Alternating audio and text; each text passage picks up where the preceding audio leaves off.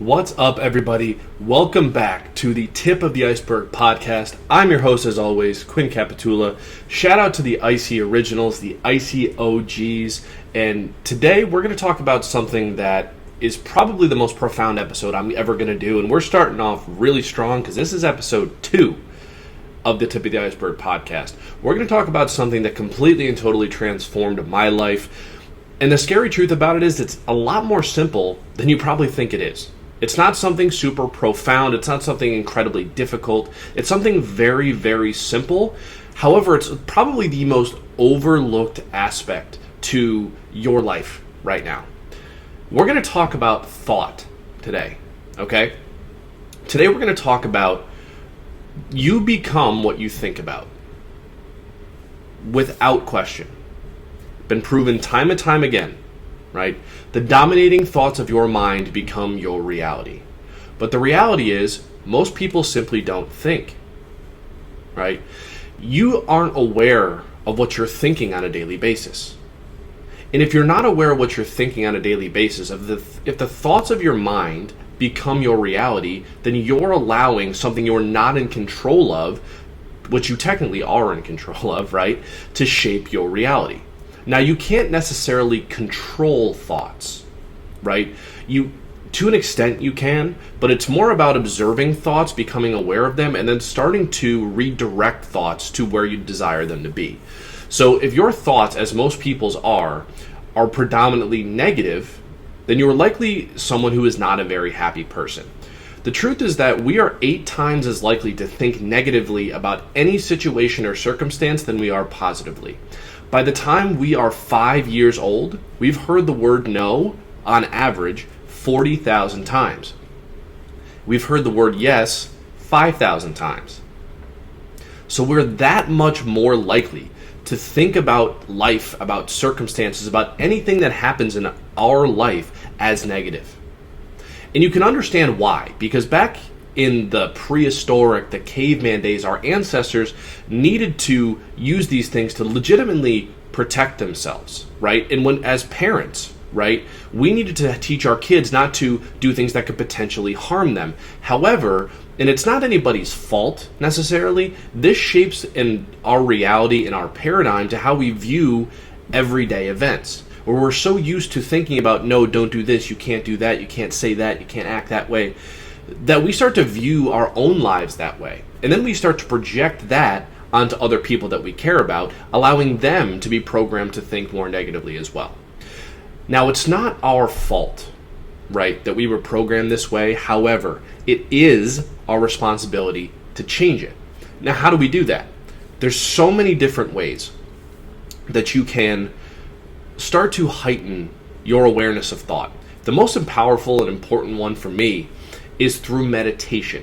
I'm an avid meditator. It's something I'm super passionate about, something I've done consistently now for probably around 1.5 to 2 years.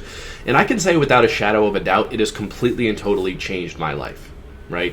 I'll probably do multiple episodes on meditation, so I won't dive too much into it.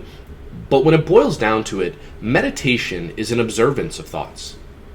That allows you to build awareness to how you think and what you are thinking right below the level of your consciousness. So if we're not aware of what we're thinking, we don't know what's actually ruling our lives, nor can we actually change it.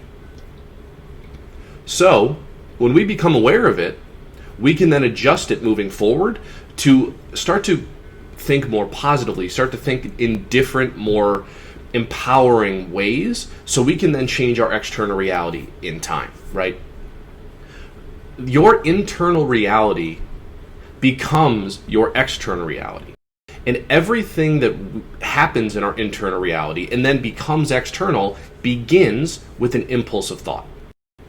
Thought is by a wide margin the most important aspect to the human experience, right? We become what we think about. And I'll give you some examples. If you think that you're going to become sick, you probably will, right? If you think you're not good enough, you're probably not, right?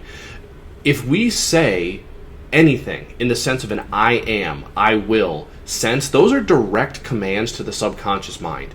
right? As long as they're mixed with the spirit of absolute faith, which is the belief in what you are saying and the belief that it is true, then those things will have an impression on your subconscious mind, will become part of your programming, your paradigm, whatever you'd like to call it, and will then start to become your reality externally. Whether you believe or think something with faith, whether it's positive or negative is immaterial. It doesn't matter. The subconscious mind has no filtering system to differentiate positive from negatives. It must accept everything that is given to you, to it, in the spirit of absolute faith. So, if you're not aware of what you're thinking, you're not really able to create your desired reality. You're not really able to change anything because you're not even aware what's actually steering the ship, what you actually can change. So, when it comes to thinking, one really powerful phrase, or let's say poem, that I remember hearing about it is this: life doesn't always go to the stronger and faster man. In the end, the man who wins is the man who thinks he can. If you think you can do something, you can. If you think you can't, you won't. Right? If you think you'll win, no, if you want to win but think you can't, it's almost certain you won't. Okay? So, being able to, whatever your definition of winning and success looks like, we'll dive into that as well. There's so much to talk about here. That's why we're just kind of, right, just the tip of the iceberg, right? We're just kind of breaking the ice here. And thought is something that to start paying attention to. It's something to start to become aware of, whether it's through meditation, whether it's just starting to actually go internally and hear what your mind is telling you, to listen to your body and really start to not just dismiss it, not to resist it, to actually steer into it a little bit, to think and observe what you're thinking. And if you're not where you desire to be in any aspect of your life, thought plays a huge role in that. So never underestimate the power of thought that it has in creating your reality. So I hope that makes sense. We're going to dive a lot deeper into these topics as we continue to talk about these things, but we're going to keep these nice and short. That's all we're going to talk about today. So I hope you guys took some value out of this, and I'm going to leave you the same way I'm going to leave you every single episode. Remember, thought, it's just the tip of the iceberg. So have a good day, guys. I'm out. Peace.